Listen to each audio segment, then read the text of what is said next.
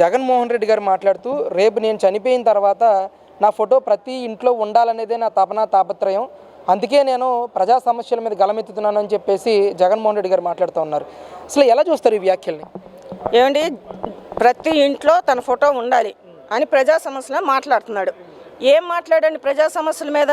నువ్వు 11 మంది ఎమ్మెల్యేలు వచ్చారు, ఒక్కరోజన్నా నువ్వు అసెంబ్లీకి వెళ్ళి ప్రజా సమస్యల గురించి మాట్లాడావా? నాకు ప్రతిపక్షం ఇస్తే వస్తా లేకపోతే రానంటున్నావు. చిన్నపిల్లాడు చాక్లెట్ ఇస్తే స్కూల్కి వెళ్తా లేకపోతే వెళ్ళనన్న టైప్లో మాట్లాడుతున్నావు. నీ ప్రజా తీర్పు అది, నీకు అంతవరకు ఇచ్చారు. నువ్వు గత 5 ఏళ్ళు ఎంత విధ్వంసం సృష్టించావో తెలుసు. నీ 5 ఏళ్ళు నీకు జనాలు పరిపాలన అప్పచెప్తే నువ్వు చేసిందేంటి? రౌడీయిజం, గోండాయిజం, మడ్డళ్ళు, మానభంగాలు, మహిళలకు రక్షణ లేదు. అసెంబ్లీలో నీ ఎమ్మెల్యేలు నీకు డప్పు కొడతాం, గన్ కంటే జగన్ వచ్చేస్తాడు ముందని. ఏ ఆడపిల్ల శీలం పోయినా, మానం పోయినా, ప్రాణం పోయినా ఏ గన్ను రాలా, జగను రాలా. నువ్వు చేసిన 5 ఏళ్ళ విధ్వంసానికి జనాలు ఈడ్చికొట్టి 11 సీట్లు పడేశారు. బుద్ధి తెచ్చుకుని ఉండ 11 మంది అయినా అసెంబ్లీలో కూర్చుని ప్రజా సమస్యల గురించి మాట్లాడకుండా మాకు ప్రతిపక్షం హోదా కావాలని చెప్పి ఇంట్లో కూర్చుని నువ్వు జనం మధ్యకి రాకుండా ఎక్కడన్నా బాడీ కనిపిస్తే ఆ బాడీ కూడా మీరు సృష్టించిన బాడీ, అది కూడా మీరే సృష్టించుతారు. ఆ బాడీలు పరామర్శలకు వస్తారు. ఇవాళ నువ్వు సాయి కృష్ణ కేసులో వచ్చావు పరామర్శకి. ముద్రగడ పద్మనాభం చావు బతుకుల మధ్య ఉంటే నువ్వు ఎందుకు పరామర్శించడానికి రాలా? ముద్రగడ పద్మనాభాన్ని కాపుకులం ఓట్ల కోసం అడ్డదిడ్డంగా వాడుకున్నావు. వాళ్ళ కూతురు చెప్పింది కాపుకు ఓట్ల కోసం మా నాన్న వాడుకుంటున్నాడని. మరి ఈరోజు ముద్రగడ పద్మనాభం దగ్గరికి ఎందుకు రాలా? నువ్వు సృష్టించిన శవాల దగ్గరికి వస్తావు. నువ్వు పండిన పంట తొక్కుంటూ వెళ్తావు, మనుషులను తొక్కుంటూ వెళ్తావు. నువ్వు 5 ఏళ్ళు చేసిన విధ్వంసం ఏంటి? ఆడపిల్ల నేడిపెత్తున్నాడని అమర్నాథ్ గౌడ్ అక్క నేడిపెత్తున్నాడని వస్తే నోట్లో సజీవ దహనం చేసావు, నోట్లో గొడ్లు పెట్టి. మాస్క్ అడిగిన పాపానికి సుధాకర్ని గొడ్లోడ తీసుకొట్టాను చావు కారణం అయ్యారు మీరు. అసలు మీ 5 ఏళ్ళ విధ్వంసంలో 5 ఏళ్ళ విధ్వంసం జనాలు మేము చీకొట్టాను. ఇంకా నీ ఫోటో ఎలా పెట్టుకుంటావు? నువ్వు మళ్ళీ వస్తే ఎంతకంటే దారుణంగా పరిపాలన చేస్తాం జనాన్ని తెలిసి నీకు 11 సీట్లు ఇచ్చారు. నీ ఫోటోలు ఉంటాయి, ఎక్కడుంటాయి? నువ్వు ఉండాలనుకుంటే పాస్ పుస్తకాల మీద వేసుకుంటావు, ఆ సర్వే రాళ్ళ మీద వేసుకున్నావు, నీ ఏంటంటే టాయిలెట్స్ మీద వేసుకుంటావు, నువ్వు కట్టిన నెల మీద వేసుకుంటావు, వాటి మీద ఉంటాయి నీ ఫోటోలు.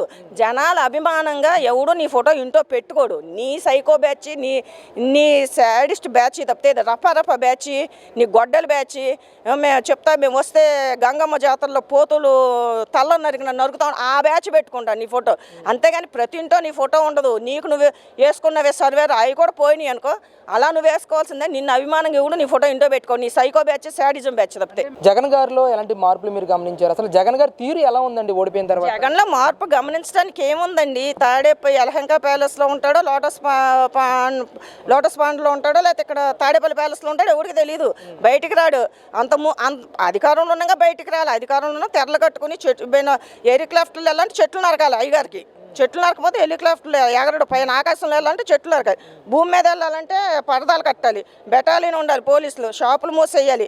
144 సెక్షన్ ఒక సీఎం వెళ్తుంటే అప్పుడు అది. ఇప్పుడేమో ఇంట్లో ఏ ప్యాలెస్లో ఏ మాల్ ఏ కలుగులో దాక్కున్నాడు ఎవడికి తెలీదు. ఇంకా ఆయనలో మార్పు ఏమొచ్చింది ఏం గమనించి? ఇంక మార్పు అనేది రాలే. ఇంకా సాడిజం, సైకోయిజం పెరిగిపోయింది. అధికారం లేదని. అధికారం ఉంటే దాచుకోవచ్చు, దోసుకోవచ్చు, అడ్డదిడ్డంగా మద్యం తయారు చేసి మద్యం స్కామ్లు అంటే హవాలా స్కామ్లు సంపాదించుకోవచ్చు. ఇప్పుడు అధికారంలో ఉంటే వెళ్ళిపోయి ఋషికొండ ప్యాలెస్లో ఈయన పెట్టుకున్నాడు కదా 25 లక్షలు పెట్టి టాయిలెట్, కంబోర్డు, వాటిల్లో చక్క రాజభోగాలు అనుభవించేవాడు. ఇప్పుడు ఉంటే అది లేదు కాబట్టి పిచ్చెక్కిపోయి నేను ఎంతో కళల కన్నా ఒక కళల సౌధం కూడిపోయింది. ఇప్పుడు వెళ్ళిపోయా ఋషికొండ ప్యాలెస్లో ఉండడానికి లేదు. కట్టుకునే లాగేస్తున్నారు, మద్యం స్కామ్లు అవుతున్నారు. ఇంకెందుకని ఆయన కళల సౌధం కూలిపోయే బయటికి ఆయన ఇంట్లో ఇంక మార్పు అనేది ఏం లేదు. ఇంకా సాడిజం పెరిగింది. అంటే ఇప్పటికే లిక్కర్ స్కామ్లో కొంతమందిని అరెస్ట్ చేశారు. వాసుదేవరెడ్డిని కానీ, రాజకేశ్వరరెడ్డిని కానీ, మాజీ మినిస్టర్ కారుమూరి నాగేశ్వరరావు గారి కుమార్ సునీల్ని కానీ. నెక్స్ట్ ఎవరు అరెస్ట్ అయ్యే అవకాశం ఉంటుందంటారు? అసలు ఒక్కొక్కరు వస్తారండి ఈ మద్యం స్కామ్ కేసులో. ఇప్పుడు సునీల్, నెక్స్ట్ కారుమూరి నాగేశ్వరరావు, దీని తర్వాత బిగ్ బాస్ రావచ్చు, ఎవరైనా వస్తారు. మద్యం స్కామ్లు ఎంతమంది ఉంది? జోగి రమేష్ దగ్గర నుంచి ఉంది మద్యం స్కాము. ఒకళ్ళు కాదు, ఒక్కొక్కరు. ఇప్పుడు ఒక్కొక్క చిన్న ఎలుకలు పడుతున్నారు, పెద్ద ఎలుకను పడతారు, పెద్ద ఎలుకను కూడా తీసుకొస్తారు బయటికి. అంతా ప్రతిపక్షం మీద అంటే ప్రజాదరణ కలిగిన నాయకుల మీద కక్షపూరితంగా రెడ్ బుక్ రాజ్యాంగం ప్రకారం అక్రమ కేసులు పెట్టి అక్రమంగా అరెస్టులు చేస్తూ ఉన్నారు అని చెప్పేసి పెద్ద ఎత్తున మాట్లాడుతూ మాటకి సిగ్గుండాలండి. అక్రమ అరెస్టుల కేర్ ఆఫ్ అడ్రస్ మీరు అచ్చెన్నాయుడు గారిని అరెస్ట్ చేశారు. సర్జరీ చేయించుకు అక్కడి నుంచి ఇక్కడ లాక్కొచ్చారు. అయ్యన్న బాతుని గారిని అరెస్ట్ చేశారు. కొల్లు రవీంద్ర గారిని అరెస్ట్ చేశారు. దేని ఉమానా గారిని అరెస్ట్ చేశారు. చివరికి చంద్రబాబు నాయుడు గారిని 53 రోజులు పెట్టారు. వాటిని అక్రమ అరెస్టులు అంటారు. ఏమైనా ఒకళ్ళు ఇంత నిరూపించగలిగారు? మీ వల్ల అయిందా? 53 రోజులు పెట్టి అక్రమ అరెస్టులు కేర్ ఆఫ్ అడ్రస్.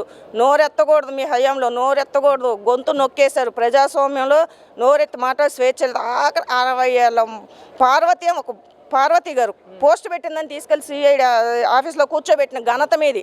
అక్రమ అరెస్టులకి అటు కేర్ ఆఫ్ అడ్రస్. మీ అరెస్టులన్నీ మీరు తప్పు చేసి దొరికిపోతాయింది.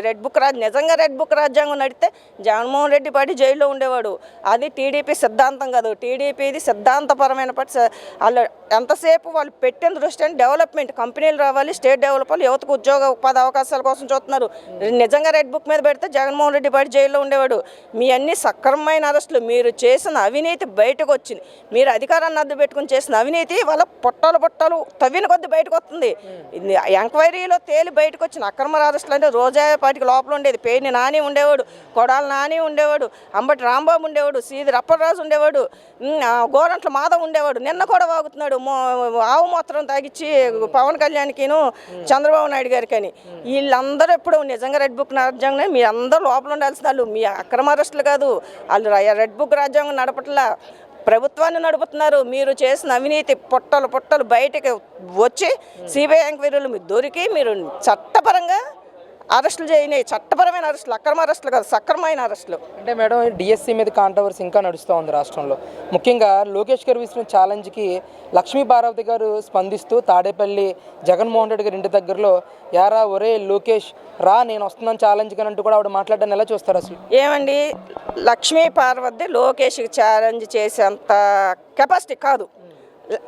లక్ష్మీ పార్వతి లోకేష్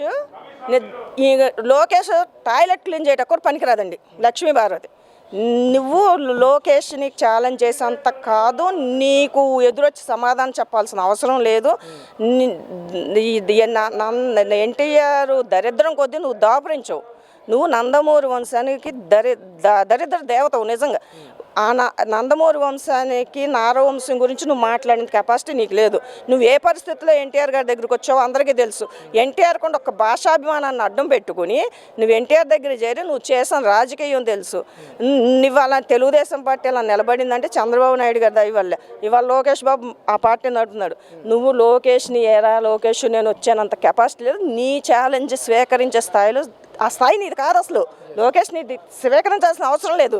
నువ్వు లోకేష్ కింద ఛాలెంజ్ చేస్తా ఉన్నాం. చాలామంది తెలుగు మహిళలు వచ్చాయి, నువ్వు వస్తాం.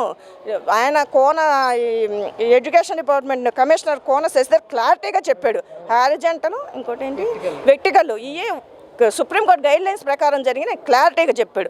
నువ్వేదో నీ అస్తిత్వం కోల్పోతావు. నీ ఉనికి కోసం వచ్చేసి తాడేపల్లి ప్యాలెస్లో లోకేష్ నువ్వు ఎలా పడతా మాట్లాడేస్తున్నావు అంటే నీకు అసలు లోకేష్ కాలిగొట్టి ఖరీదు చేయవు. నీ ఛాలెంజ్ లోకేష్ నీకు సమానం చెప్పాల్సిన అవసరం కూడా రా. మేము తెలుగు మహిళను చెబుతాను నీకు కావాలంటే. అంటే ఇదే తరుణంలో యాంకర్ శ్యామల గారు కూడా మాట్లాడుతూ కొన్ని ప్రాసలు చెప్తా ఉన్నారు. ఆవిడ కుప్పం అప్పుల అప్పారావు చంద్రబాబు నాయుడు అని, లోకేష్ లిటికేష్ అని చెప్పేసి, పేపర్ లీకేష్ లోకేష్ అని చెప్పేసి ఇలా కొన్ని ప్రాసలు కూడా చెప్తూ ఆవిడ కొంచెం ఆరోపణలు చేస్తూ ఉన్నారు. ఆవిడ గురించి ఏం చెప్తారు?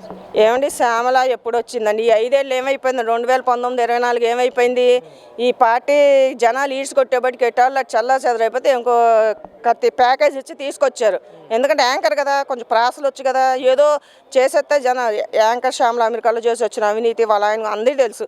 ఆ యాంకర్ శ్యామల ఈ ప్రాసలు చెప్పినంత మాత్రం ఇక్కడ ఏమవుదు.